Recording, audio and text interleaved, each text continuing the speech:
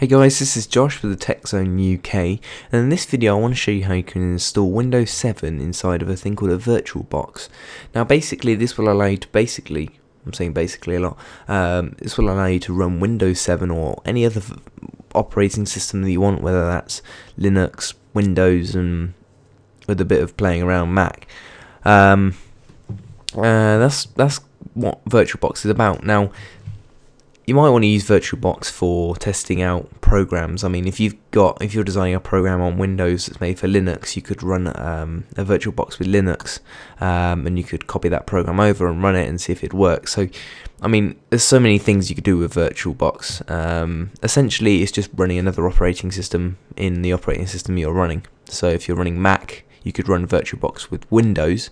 So you could then run Windows programs on a Mac or run Linux on Windows and vice versa. They all go around.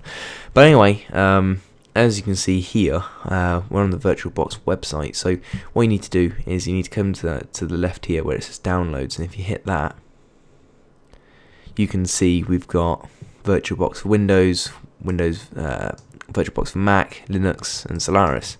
So obviously I'm running Windows, so you can just download this one here. I'm not going to go through the install process, it's kind of basic. So basically you just click on that, download, install it, and then once it's installed, we can then run the executable file. So go to start, type in virtual, and as you see we've got Oracle VirtualBox here, or VM VirtualBox, VM meaning virtual machine. And as you can see, this is the main window for VirtualBox.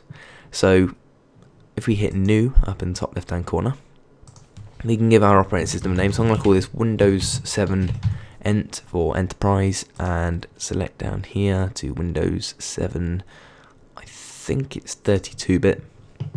Hit next.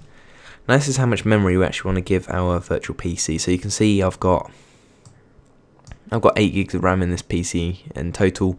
So I'm going to give this probably 2 gigs, which is 2048. So once you've done that, you're going to hit next, and we're going to create a new virtual hard drive. If you've got an existing one, so if your friend's given you a hard drive with some sort of software on, I don't know, you could then search for that one here. We're going to create a new one here, so I'm going to hit create, and we're going to create a VDK. So you're going to hit next, and to be honest with you, dynamically allocated is probably the easiest one to go with. With fixed size, you have to mess around with all the sizes and stuff, so just go with dynamically allocated. It saves a lot of time. Here's where we set the hard drive name, so I'm just going to call it Windows 7 Enterprise there, and I'm going to get the hard drive to be about 60 gig, which is more than enough for Windows there. So once you've done that, you hit create, and now what we can do is click on the one we created here and click settings, and we can actually do some more customization. This is more system specific, so adding CPU cores and stuff that's not covered in the installation of the what we just did a minute ago when we added a new virtual machine. So if we go to system, you can see we can actually edit the memory if we wanted to. So I'm going to go to processor, and I'm going to give it 2 processors, so dual core, and acceleration, that's fine. Under display, I'm going to enable 3D and 2D, and I'm going to put the video memory up to max, just there. Don't need to worry about remote display, to be honest. Storage. Virtual machines, you can add things like RAID arrays, hard drives. So basically, if you wanted to learn how to RAID disks in Windows, you could do that, and it's brilliant what you can do. If anything you could do on a real machine, you can basically do in a virtual machine. If it's not in VirtualBox, because obviously VirtualBox is free, you could try something like VMware, which is, I think you have to pay for. So if you go to audio, you can see the audio it's using there. Network, this is where you can add network adapters. That is the default, and that stands for network address translation. And basically this will use your PC's internet for the VirtualBox internet. Don't need to worry about that. Don't need to worry about that.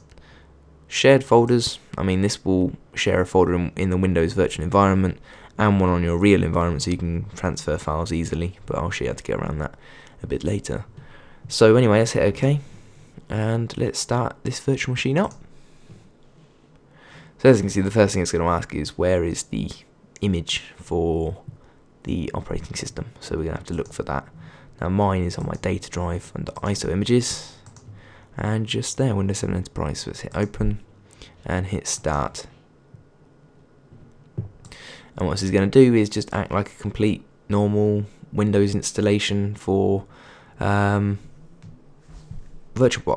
Alright, so here we are on the installation wizard here. We're just going to select our language, so United Kingdom, and we hit install now.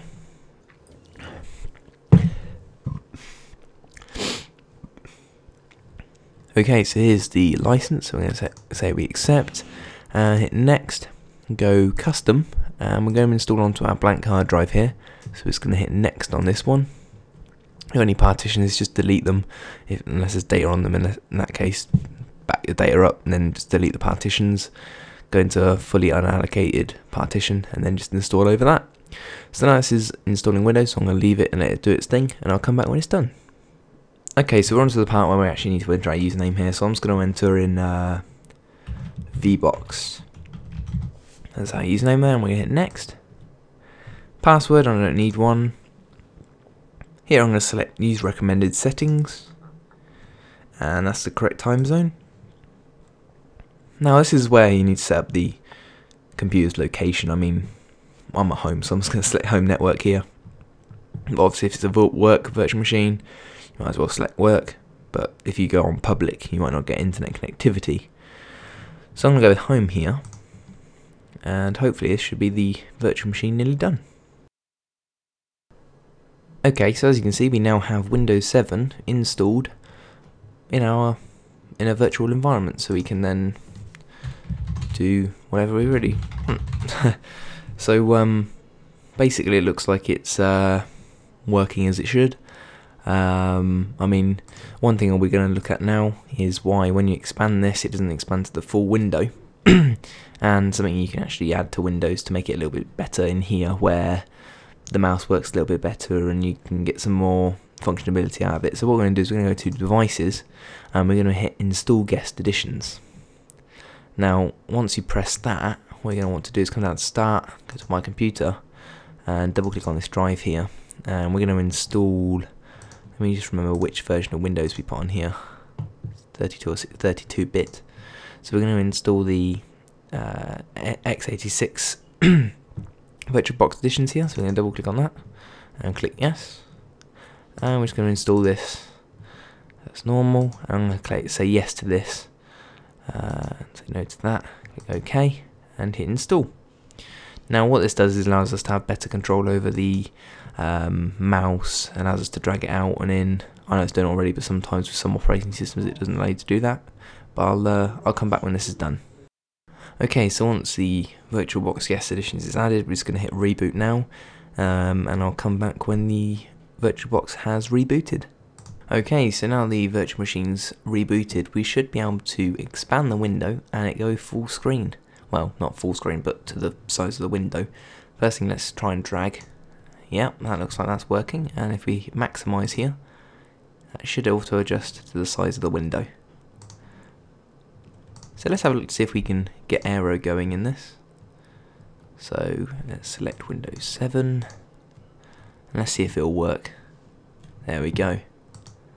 Aero works in it. Now it's a bit laggy just because of the performance of the virtual machine, but you know, it's not too bad, but it means we can get Aero going in a virtual environment. So basically it's nearly a fully functional working PC. So I just want to say thank you very much for watching this video. If you've got any questions, just drop a comment below. If you enjoyed this video, give it a like, and if you want to see more, press subscribe. So I'll catch you guys in the next video. Take care.